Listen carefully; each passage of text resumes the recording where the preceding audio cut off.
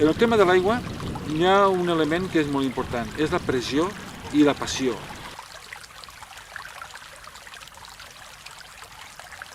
On ne regarde plus l'eau de la même façon, on croit qu'on est toujours dans l'abondance, qu'on peut s'en servir indéfiniment. Or c'est faux.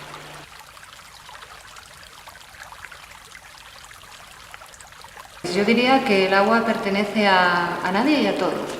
Y desde un punto de vista jurídico, en España al menos, está considerada un bien de dominio público. Eso significa que es un bien común, un bien de todos.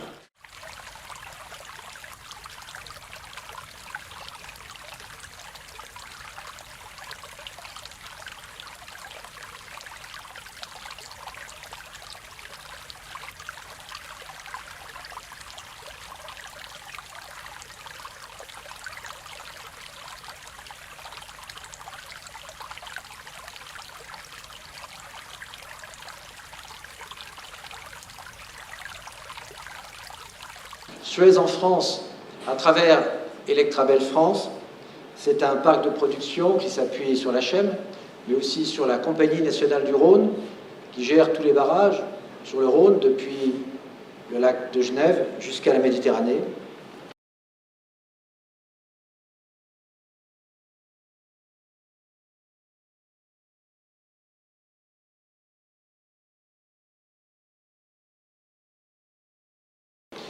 Même si nous avons un chiffre d'affaires proche de 50 milliards d'euros, avec 150 000 personnes dans le monde, fait de nous le 5e groupe industriel français, un des 10 premiers groupes industriels européens. Électricité, gaz, services à l'énergie, eau, propreté, ce sont nos activités.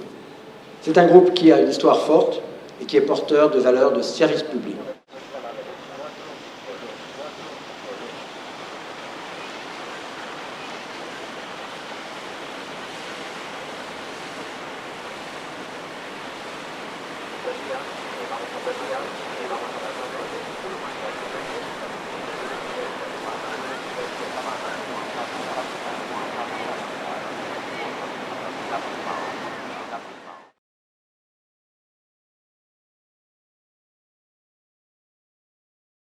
L'any 2008, Catalunya va patir una situació de sequera en la qual va haver un perill de l'abastament urbà de l'àrea metropolitana de Barcelona. Això va evidenciar que la gestió hidràulica que s'havia fet en aquell moment tenia greus deficiències, perquè en una etapa, en un període modern i en tota la tecnologia que tenim, no es tenia que haver arribat a aquesta situació. Sorpresivament es van aprovar una sèrie de mesures d'urgència que anaven per la recuperació d'aqüífers, que estaven molt contaminats, anaven per la millora de les canalitzacions de l'aigua, molta aigua d'abastament a l'àrea metropolitana de Barcelona es perdia per les canonades, i d'una manera molt sorpresa va sortir una proposta de travessament de l'Ebre, travessament primer del Segre, que és un afluent molt important de l'Ebre, i després de l'Ebre directament del tram final del riu. Es va deixar la gestió d'aquestes infraestructures en mans d'Agbar, en mans d'una empresa privada o semipública que està altament participada per algunes entitats financeres molt potents de l'àmbit espanyol i català. I sorpresivament es va ressuscitar el travessament del Roine. En realitat, en el període de sequera que ha patit Catalunya s'ha evidenciat dues coses. Una mala gestió per part del govern i un intent d'especular amb els recursos hidràulics que són bastant escassos a costelles del patiment de la població.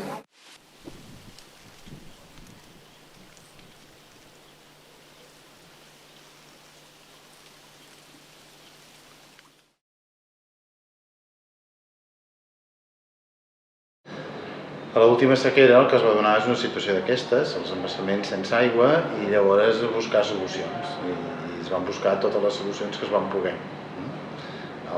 El cas dels vaixells, per exemple, és una solució que aportava una quantitat molt petita d'aigua. I per tant, no és que fos la solució, precisament era una de les solucions, diverses coses. I per tant, des d'aquest punt de vista, tant el portar aigua de Tarragona com de Marsella era una anècdota, pràcticament, simplement perquè la gent no es quedés sense aigua a casa. O sigui que això, a més, era caríssima, aquella aigua, va costar molts diners. Però jo crec que això de les aigües del vaixell, en el context de la sequera de Barcelona, era una anècdota, és molt poca cosa, i per tant no crec que valgui la pena ni discutir-ho massa.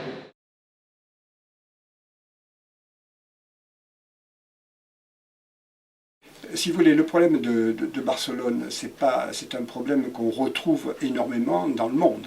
Hein. C'est le problème d'Hong Kong, c'est le problème de beaucoup de villes.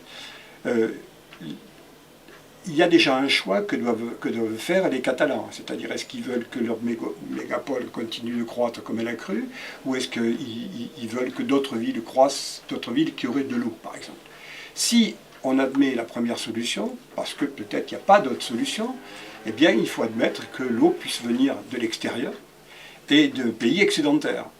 Si c'est le sud de la France qui est excédentaire, en particulier les eaux du Rhône, je ne vois pas, moi, d'inconvénient à ce qu'on fasse venir de l'eau du Rhône à Barcelone, comme on ferait venir de l'eau des Pyrénées ou d'ailleurs. Pour moi, ce n'est pas un problème. Le problème de fond, il est en aval. Est-ce que les mégapoles doivent se constituer? Est-ce qu'on doit constituer, avoir des villes gigantesques qui se créent, et qui créeront des problèmes?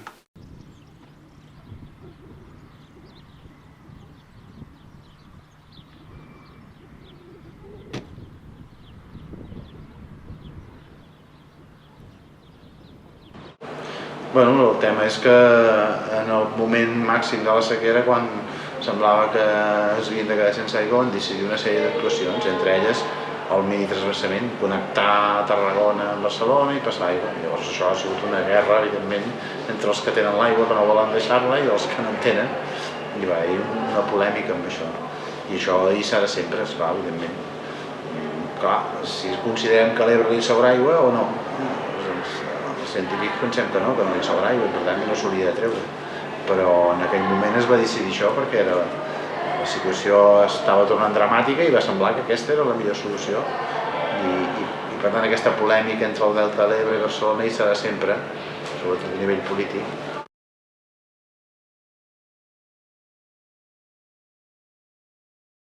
Si se hace un trasvase nunca es temporal. Una vez hecha la tubería, después ya no sabes si la están utilizando permanentemente, es muy difícil de controlar y evidentemente la tentación de coger el decreto que dice que es temporal y modificarla y decir que es permanente, pues cuesta una firma, y se publica al día siguiente en el Boletín Oficial del Estado y te quedas con dos palmos de narices. I la gent de la regió metropolitana, per exemple, està acceptant molt bé ara la reutilització de l'aigua. L'aigua de la depuradora es torna a posar al riu o a l'aqüífer i es torna a fer servir. I ningú ha protestat.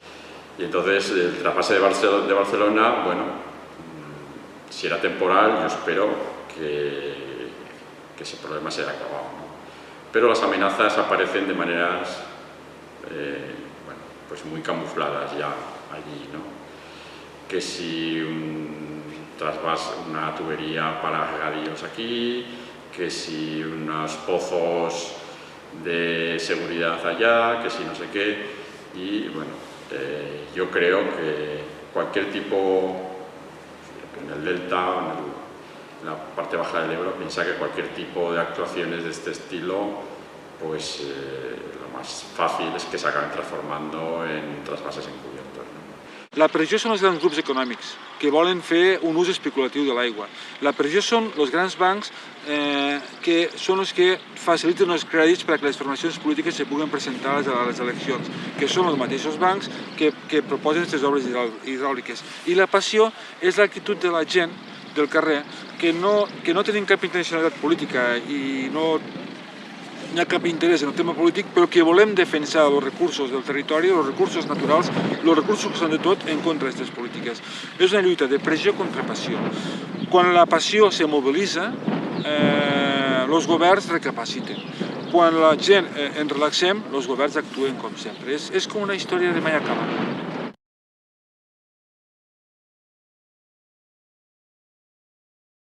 Hay que garantizar el agua para todos los usos, pero habría que garantizar también un agua mínima para los usos básicos para la vida, a todos los seres humanos. Entonces, bueno, ahí está la distinción y luego también el problema y el equilibrio entre que el agua no se puede considerar una mercancía más, y así lo dice la Directiva Europea del Marco del Agua, que el agua es un patrimonio. El problema es cuando la consideramos solo una mercancía. Es un patrimonio que hay que cuidar y hay que conservar como garantía, además, de que luego lo podamos utilizar de una forma sostenible, porque si no, vamos a acabar con ella. Y además una política de trasvases con una idea decimonónica también, ¿no? Una vieja idea de los ingenieros que era interconectar todas las cuencas de España mediante canales y hacer un trabajo de ingeniería de llevar el agua allí donde se necesite en el momento que se necesite. Y ese viejo sueño de ingeniero pues sigue allí, no acaban de romper ese proyecto y sigue allí, y yo creo que está en la mente de ahora gestores importantes del Ministerio de Medio Ambiente. Y de hecho, están valorando el traer agua del Ródano, pero ya no solo a Barcelona, sino seguir llevándola hasta Levante. Es decir, que quieren hacer una tubería que baje por toda la costa, con la facilidad que supone eso, pues conectar con todos los ríos que desembocan en el Mediterráneo, ¿no?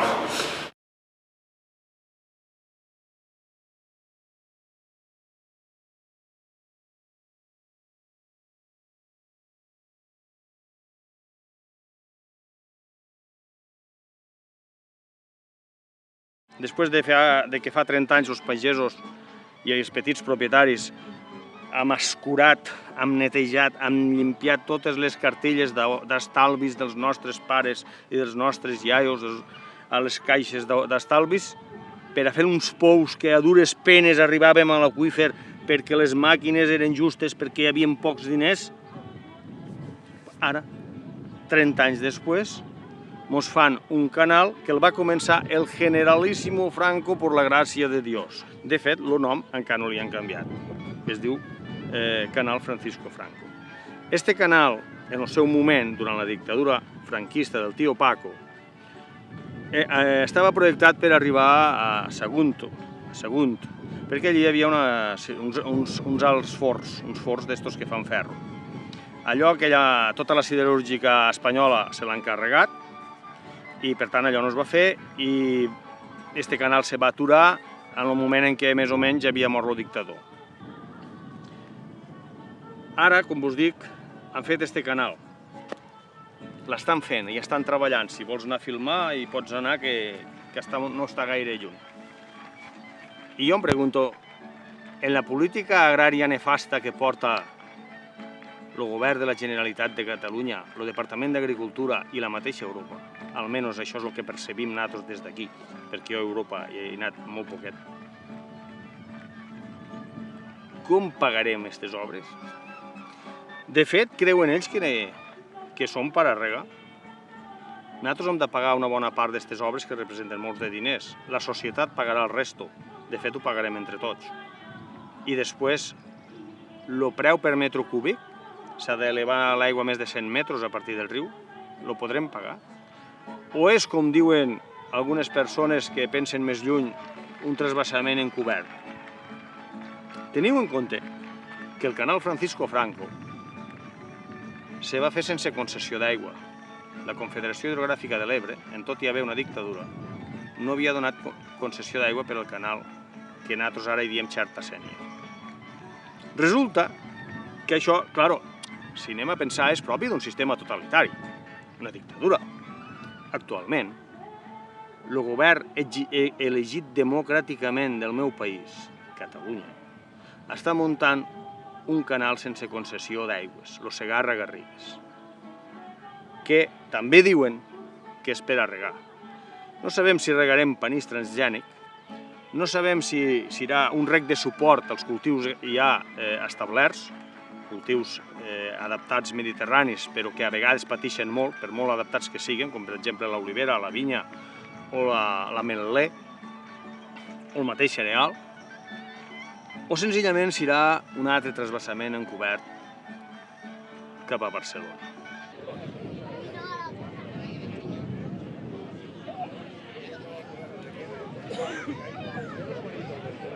Jo el que percebeixo com a pagès que he treballat, que he lluitat per nous regadius, com a pagès que moltes vegades m'he empenyat, m'he quedat sense diners per intentar trobar aigua en un forat així I allí, en aquell forat, és on m'he deixat la meva suor i la dels meus companys per intentar salvar aquestes collites de cultius de secà a vegades molt apretats per la sequera. Jo el que percebeixo és la gran contradicció que hi ha entre la política agrària del govern del meu país, del govern de la Generalitat de Catalunya, i la política hidràulica, la política de regadius. És una contradicció molt gran. I com t'he dit abans, este govern, el de la Generalitat de Catalunya, un govern fruit de la democràcia, és aquell govern que està muntant, igual com va fer una dictadura, un sistema de regadius, en el cas del Segarra-Garrigues, sense concessió d'aigua. Criticàvem a la dictadura perquè va tindre la poca vergonya de fer un canal aquí sense concessió, que ara sí que la té, i allà resulta que estan fent també un canal sense concessió. Això en democràcia. De fet, els tres grups d'esquerres que hi ha a la Generalitat de Catalunya, al govern, estan desacreditant tota la filosofia d'esquerres que hi ha, tot el sentit de la gent honrada d'esquerres, l'estan desacreditant. Que el Partit Socialista o el tripartit català el que han fet ha sigut portar cap al final el que va començar el Partit Popular. I això a nosaltres d'alguna manera ens preocupa i ens irrita bastant, perquè pensem que ha sigut una utilització de l'opinió pública, ha sigut un engany molt clar, i creiem que si això no se para, no s'evita, tota la lluita que ha fet la gent de les Terres de l'Ebre per a salvar el delta de l'Ebre, per modificar la gestió de l'aigua històrica de l'estat espanyol i per instaurar una nova cultura de l'aigua no haurà servit per a res. I també vull dir que no tenim cap intenció de que això sigui així.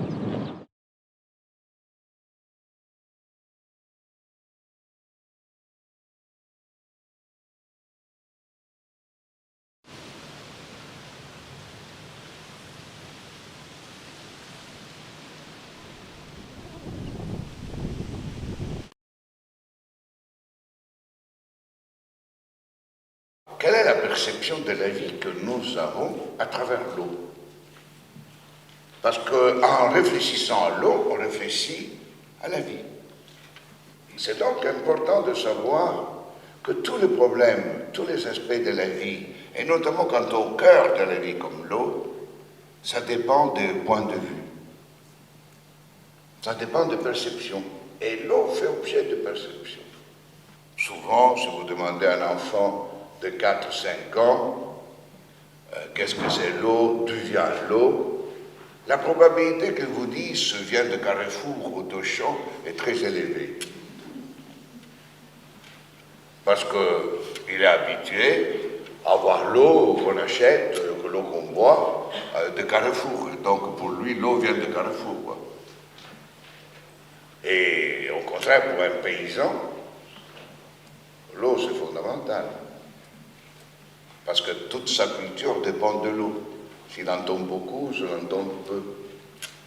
Et donc la perception de l'eau pour un paysan, par rapport à un enfant urbanisé comme le nôtre, est complètement différente. Un enfant d'aujourd'hui, immédiatement ne perçoit pas le problème de l'eau comme un problème de vie. Un enfant de paysan, oui.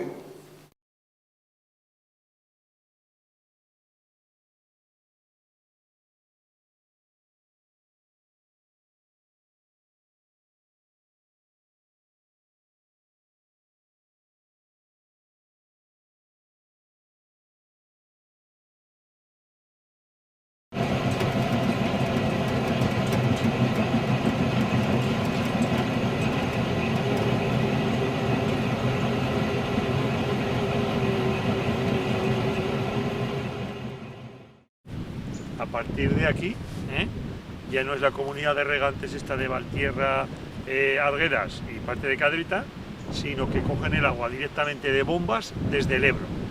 Sí. Y es donde, en esa zona,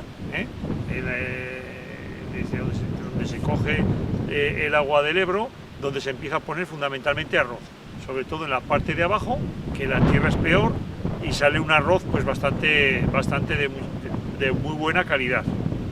El funcionamiento normalmente es la Confederación Hidrográfica concede la concesión de agua, se forman unas asociaciones de agricultores que normalmente son sindicatos, también sociedades agrarias SAT que se llaman de transformación, y se gestionan mediante una junta, contratan a un guarda que es el que controla el riego bajo demanda. La gente pide para regar y él lo controla para que, bueno, pues aprovechar el agua, que haya varios agricultores que se juntan para utilizar bien, etc.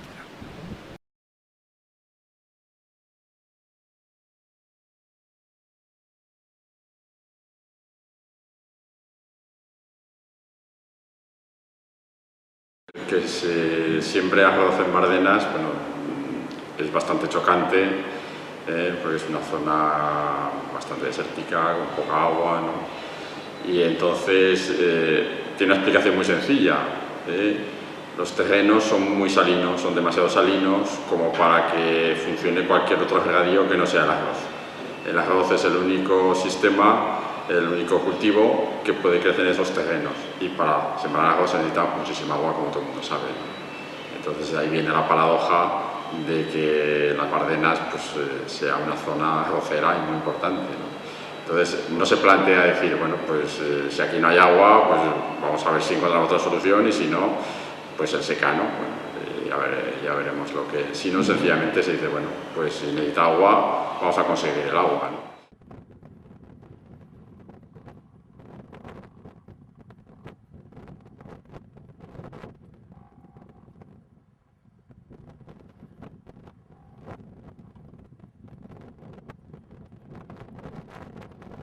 Claro, el problema es que para conseguir ese agua se afecta a otra gente, ¿no? A otra gente que se le echa de su casa, se le inundan las tierras, se le quitan sus derechos, no se le escucha, se le desarraiga de sus hogares, ¿no?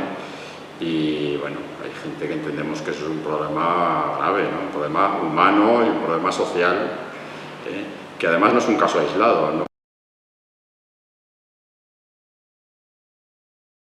La gent va ser treta, treta de males formes de les seues cases per poder omplir l'embassament d'Itoit. I això està passant al segle XXI en un estat, en teoria, democràtic, no?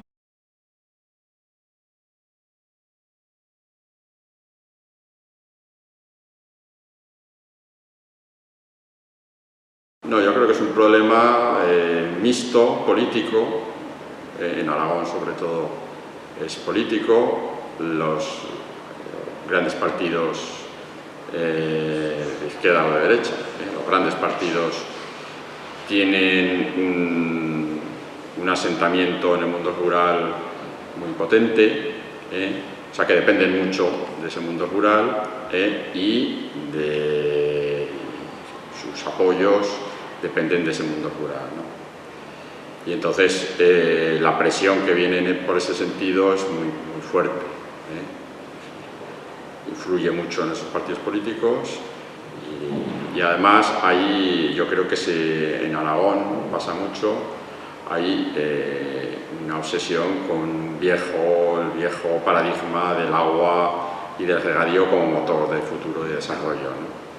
I això s'hauria de fer una reflexió una mica més profunda de per què segueixen passant. O sigui, no han evolucionat el tema dels drets humans, del que ens vanagloriem moltes vegades, en aquestes grans obres d'infraestructures s'estan obviant els drets de les persones i el dret històric dels llocs aquells, no? I s'està obviant en nom d'un fals progrés, d'un fals progrés o bé de l'agricultura, o bé de la indústria, o bé de les grans ciutats, no? Però que és un progrés que el que fa és generar encara més desequilibri territorial i que a la llarga acaba sent la font de tots aquests problemes que tenim entre els grans urbs, que tenen problemes, quan no són d'aigua, són d'energia, són de residus, són de mobilitat, de sanitat, tenen un munt de problemes, però bàsicament per aquest desequilibri territorial que existeix i que aquestes grans infraestructures encara potencien més i que ara avui en dia ja no tenen sentit.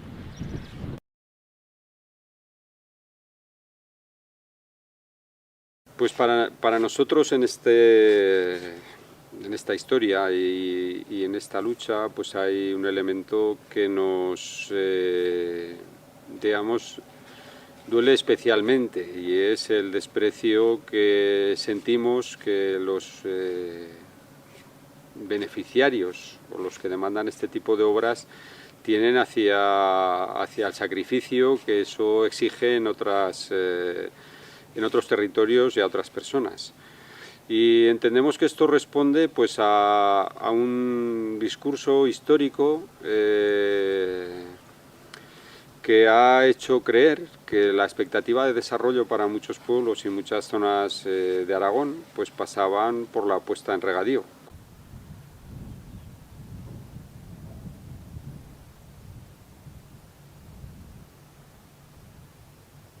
Es muy doloroso que pensar, yo creo, que tu desarrollo sea a costa del sacrificio de otro. Y esto es algo que se ha instalado, desgraciadamente, a puro de este discurso machacón de que había que regar y de que el regadío nos traía, digamos, la panacea.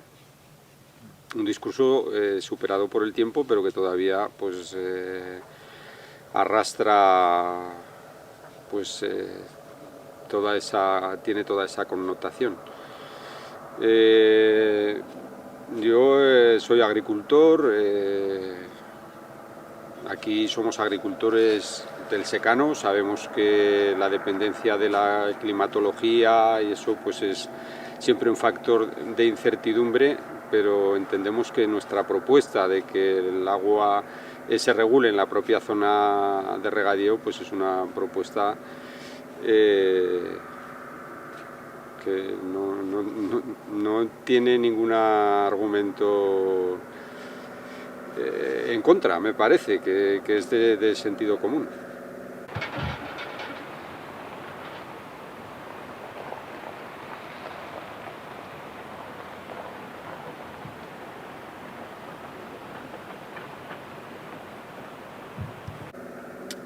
Luego aquí pues hay otro elemento que con la experiencia de haber vivido y de estar viviendo pues en las orillas de un embalse pues que también resulta doloroso, y es que las comunidades de regantes, que son, digamos, las concesionarias del aprovechamiento del agua, pues vienen al embalse como vinieran a su finca, como si vinieran a su finca, y incluso vemos con sorpresa pues que funcionarios del Ministerio y de la Confederación pues a veces pues van con vehículos de las comunidades de regantes que al final pues son usuarios, y hasta qué punto son usuarios que unas concesiones que teóricamente son para el regadío pues ya estamos viendo desde hace años que son utilizadas pues para otros aprovechamientos, como son aprovechamientos hidroeléctricos con saltos a lo largo de los canales, que suponen en algunas comunidades de riego pues una entrada de ingresos pues muy importante. Y también hemos vivido aquí precisamente este verano, y a raíz de acabar la infraestructura para llevar el agua de abastecimiento a Zaragoza, que el Ayuntamiento de Zaragoza pues tiene que compensar a los regantes con un precio por metro cúbico para poder utilizar los excedentes.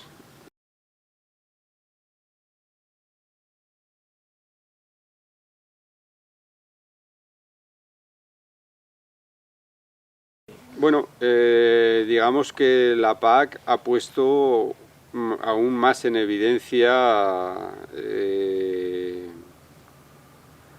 que la agricultura no es una actividad, digamos, competitiva, diríamos, ¿no? Sino que es una actividad que tiene que estar ayudada y subvencionada, porque si no, no se puede sostener.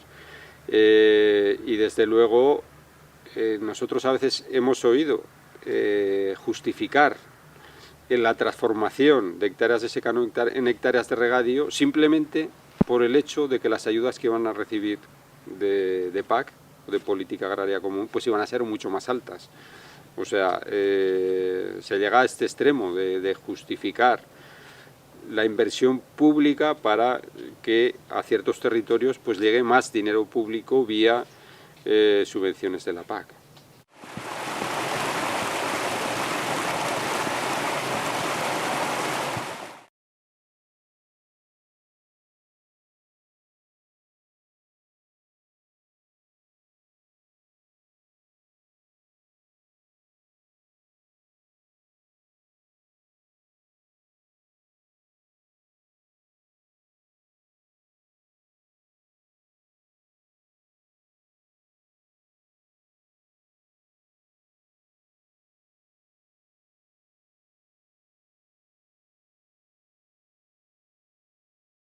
L'irrigation constitue l'usage qui, de loin, est le premier préleveur, et surtout en termes de consommation, qui est le premier consommateur d'eau. Alors la consommation, finalement, c'est en gros ce qui ne revient pas au milieu d'origine, ce qui est consommé et qui ne va pas revenir à la rivière ou à la nappe captée. Donc c'est important pour le milieu de prendre en compte cet élément-là. Et là, on s'aperçoit que l'irrigation, finalement, est le consommateur d'eau le plus important, surtout si on tient compte du fait que toute l'irrigation se fait sur 3 ou 4 mois de l'année, alors que les autres usages, l'eau potable ou l'industrie, c'est lissé sur l'ensemble de l'année. Donc, pendant la période d'étiage, qui correspond aux prélèvements pour l'irrigation les plus importants, on a à peu près près de 90 ou même plus de 90% des prélèvements qui vont à l'irrigation, ou des consommations plus exactement, qui vont à l'irrigation, ce qui est considérable et qui constitue une pression importante sur le milieu.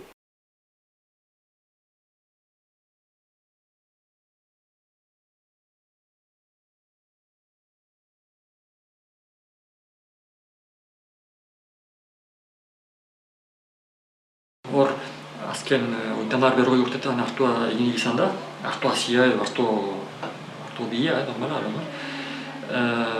anitz eginak izan dira urreztatzez, eta urreztatzeak azken urteetan arazo handiak sortu ditu, bereziki uraren kantitatean. Bat gauza bat da kalitatea, eta beste bat zun bat urpa den urreztatzeko, edo arrainendako udan, edo beste baliabideenetako, edo harrikaenetako beraentzat ere. Eta 2003a, 2004a, 2005a izan dira 3 urte hemen edo izigarrizuko edo askizuko izan direnak, eta hor laborantza sistema horren mugak agerian izan dira. Et donc vous avez un pays, prenons la France, qui utilise 50% de tous les prélèvements d'eau pour l'irrigation, et vous avez 40% de l'eau utilisée pour l'irrigation qui se perd. Ce n'est pas une manière intelligente d'utiliser l'eau.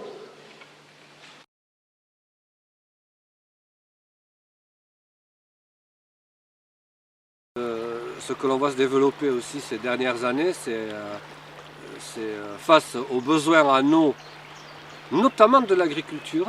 Et de l'agriculture, on va parler plus particulièrement de la maïsculture. Et donc ce que l'on voit effectivement, c'est la création de beaucoup de barrages.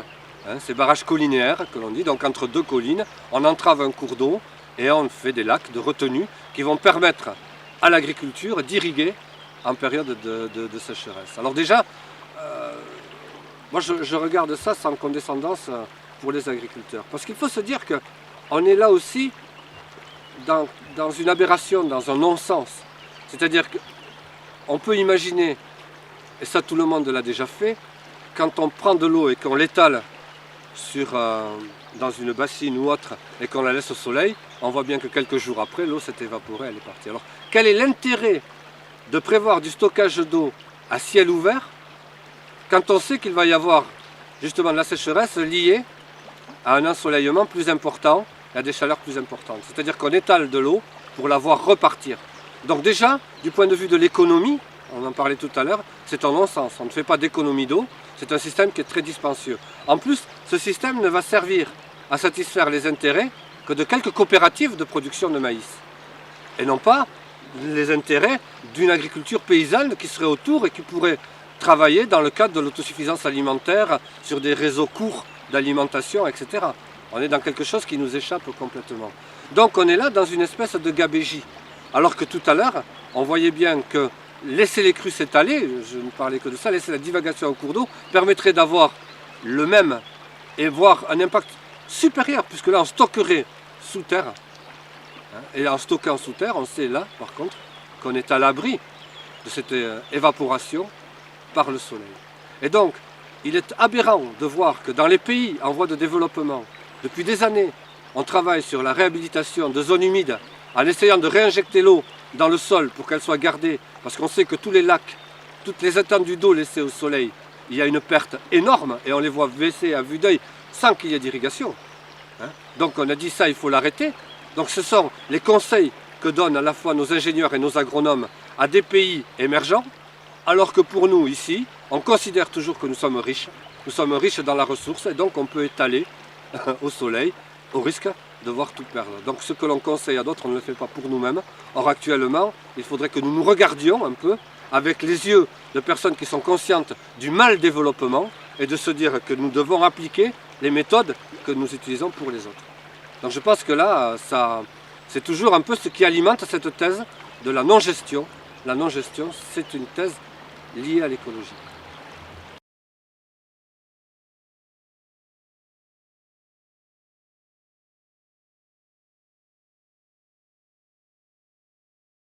Alors si on compare ce développement de l'irrigation avec la ressource potentielle que l'on a vue avant, on s'aperçoit, on peut en tirer comme conséquence qu'il y a des secteurs où finalement la pression est tellement forte qu'il a fallu développer des stockages, un certain nombre de stockages pour compenser le manque de débit en rivière en période d'étiage et de prélèvement en irrigation.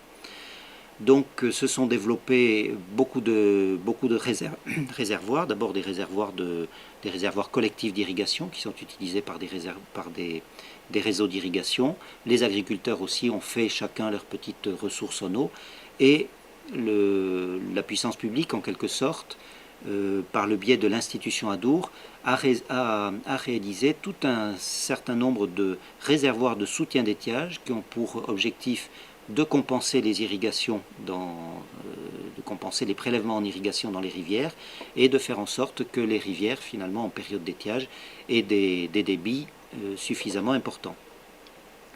Donc on a actuellement 26 réservoirs de soutien d'étiage sur le bassin et qui stockent bientôt près de 100 millions de mètres cubes. Et alors quand elle descend l'eau, elle descend avec des substances toxiques. Et ça va dans les nappes. Et plus on utilise une agriculture intensive, c'est-à-dire une agriculture à forte densité chimique, plus les nappes sont polluées. Et plus alors on veut utiliser les nappes, on va chercher les nappes plus profondes. Et alors on va trouver, ça augmente les coûts. Et alors ça, on pompe davantage. Et plus on pompe, petit à petit, on pompe à des rythmes plus élevés que le rythme naturel de renouvellement des nappes. Sueten delarik harto landak diren leku estreko batzutan, eta ipar eskualdean badira amikozu alde hori, bidasune alde hori, han bakteriologiarik arazorik ez da egiazki ikusten, gutiago. Aldiz nitratak, aldiz pestizidak ikusten dira. Bada urte zunbait bai atrazin deitzen den eta belar txarren hiltzeko eta molekula bat debekatua dela, beti hartxameten da, hori erreketan, uretan. Ez du erran nahi baliatua dela, no? Erran nahi duela urte zunbait baliatua den hori, oraindik hor dela. Eta horre agertzen da, pestiziden arazo horretarik bat, eta da, nahiz eta biodegradabla erran eta saldo saltzaleak, egiazki hor hartxameten dela, 10-20 urten burian batzuetan. Hori da arazoetarik bat. Pourquoi? Parce que l'agriculture intensive signifie qu'on essaye toujours de plus en plus d'avoir d'un mètre carré ou d'un hectare plus de produits que la nature en est donnerait tout seul. Et c'est pour cela qu'on utilise, pour augmenter la productivité agricole, on utilise des fertilisants. Mais les fertilisants, pour pouvoir agir, qui sont des produits chimiques, doivent être solvables, résolus, donc liquéfiés, et alors tout ça avec l'eau, et l'eau permet cette réaction chimique, parce que l'eau est le solvant naturel le plus puissant au monde. L'eau vous résout tout, quoi. Et il suffit de lui donner du temps, même les roches, il va les rendre poussière.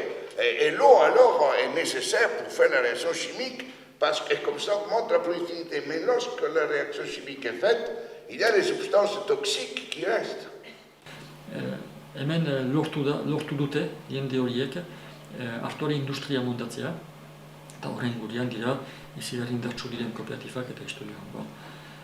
Eta PAK deitzen den hori, beraz Europa mailean den laborantza politika horrek, izigarri lagundu ditu sistema horiek ere.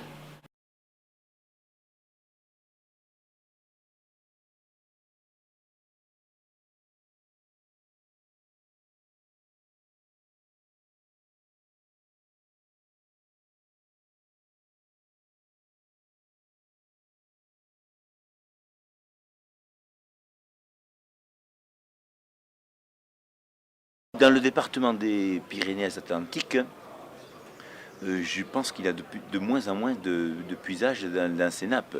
Et la réalisation que nous avons faite à l'Espiel, nous avons acheté le puits aux agriculteurs et nous avons branché les agriculteurs sur le lac des Laurentis, réserve gigantesque qui arrose les maïsculteurs de Laval.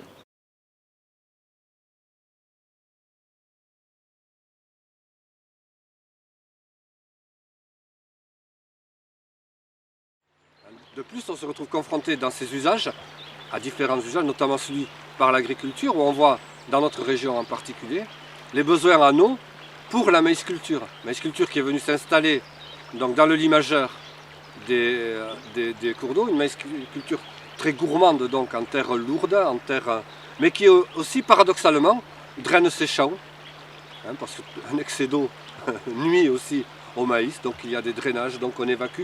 Donc on a une très mauvaise gestion à terme, à long terme de l'eau.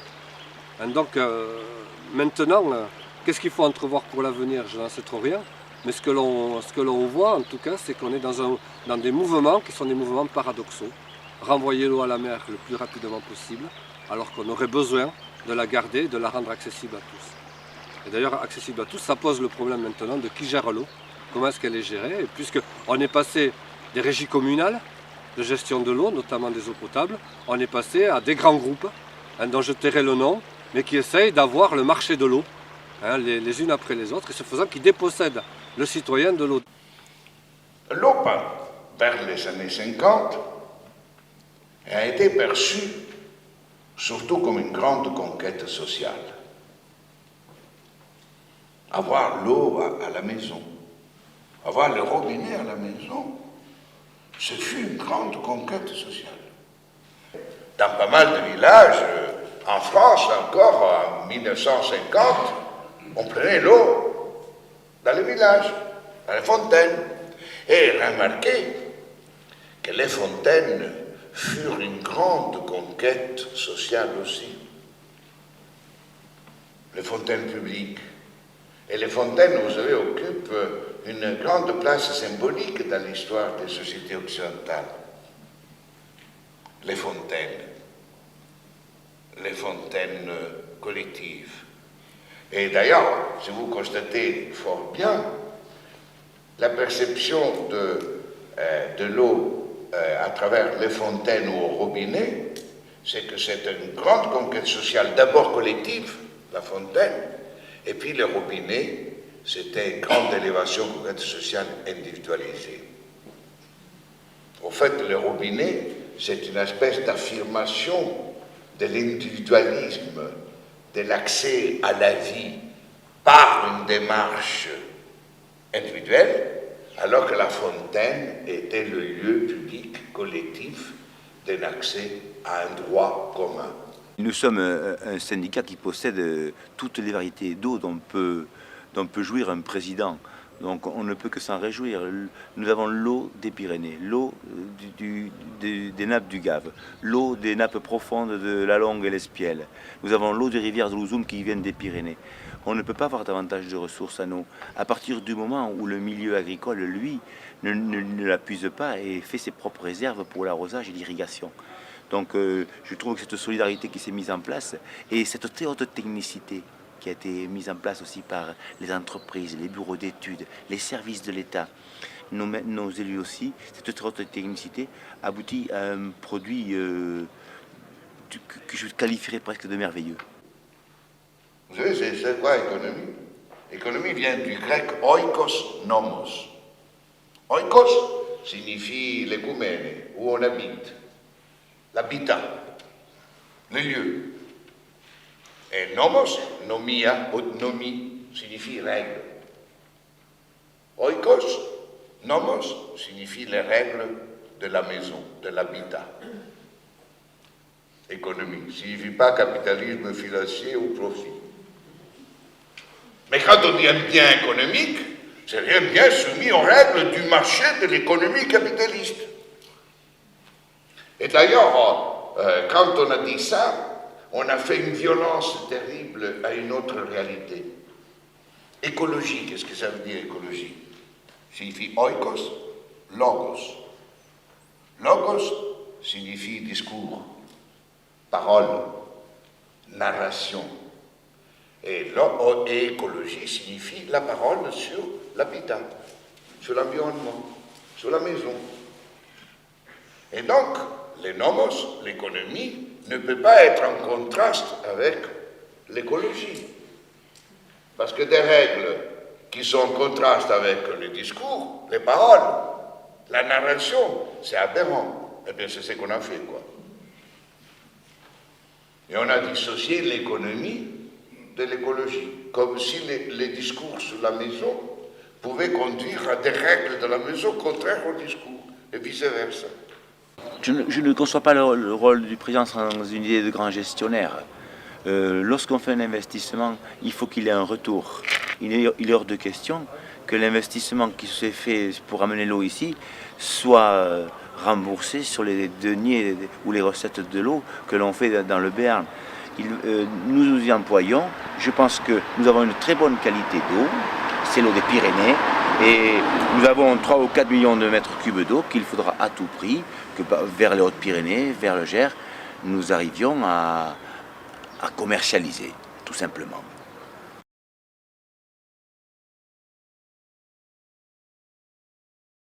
Ah, il n'y a pas du tout que la question du public-privé, enfin, c'est pas le seul.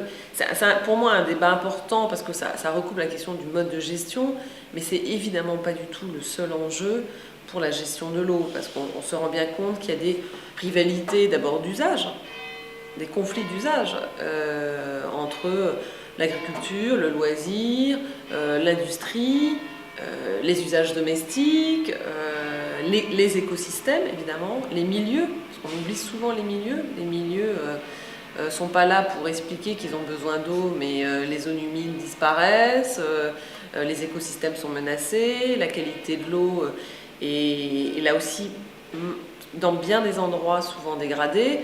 Donc on a évidemment des conflits d'usage très importants à gérer, et c'est vrai qu'il y a des rivalités aussi parfois entre structures, entre institutions, entre organismes qui défendent plus ou moins leurs prérogatives sur la gestion de l'eau.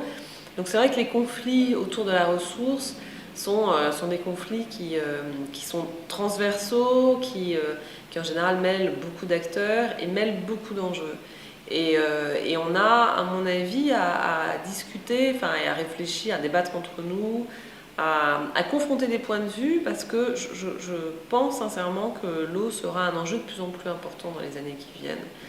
Évidemment pas seulement pour... À la limite, la France, là, puis en plus aujourd'hui il pleut, donc on ne peut pas dire vraiment qu'on manque d'eau, même si les précipitations ne suffisent plus à renouveler totalement les nappes d'eau souterraines.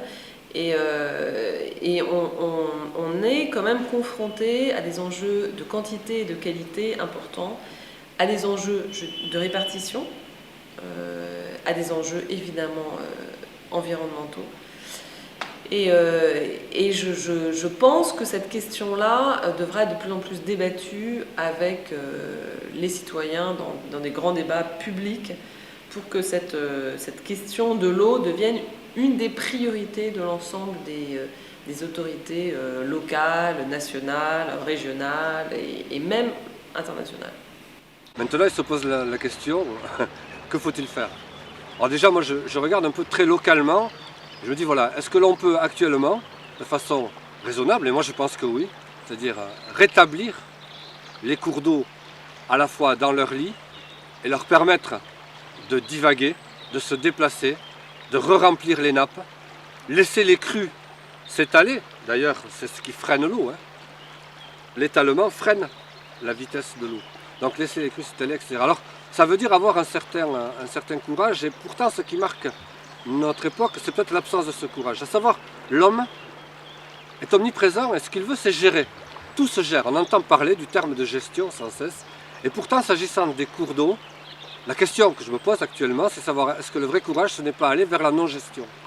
Alors, la non-gestion, c'est quoi? Ça ne veut pas dire qu'on laisse faire. Hein. La non-gestion, ça veut dire qu'on inclut un projet, on va dire, de décroissance. On devient moins consommateur, on devient moins avide d'utiliser les espaces que l'on restitue aux cours d'eau. On va dans ce type de décroissance et en même temps, on construit un plan de non-gestion dont la seule raison devrait être l'écologie de l'homme, c'est-à-dire sa façon d'habiter par rapport au cours d'eau, et l'écologie du cours d'eau en lui-même. Et donc c'est la jonction de ces deux écologies qui devrait être la base d'un plan de non-gestion, et on ne devrait penser qu'à ça, plutôt qu'à de penser à de la production, de la surconsommation, de la surproduction. Donc plan de non-gestion rime avec quelque part un projet de décroissance pour un ensemble de sociétés. Mais cette décroissance ne veut pas dire une perte économique. Hein, ça veut dire remplacer une économie par une autre, une économie moins onéreuse, une économie moins dispendieuse et une économie sûrement basée et axée vers les énergies renouvelables qui elles-mêmes offrent de forts potentiels de développement si elles sont prises localement à des petites échelles et non pas sur des méga projets très centralisés, auquel cas on reviendrait à la même économie que celle qui est la nôtre actuellement et qui nous amène à des dépenses et donc à des gestions de tout. Je dirais aussi que la particularité de la gestion des espaces naturels, des cours d'eau, etc., c'est que, et là au risque de me faire taper sur les doigts, voire même de me faire des ennemis, on ne sait pas faire. Donc on ne sait pas faire et c'est toujours la substitution d'un pouvoir souvent lié à des usages par un pouvoir qui devient un pouvoir politique.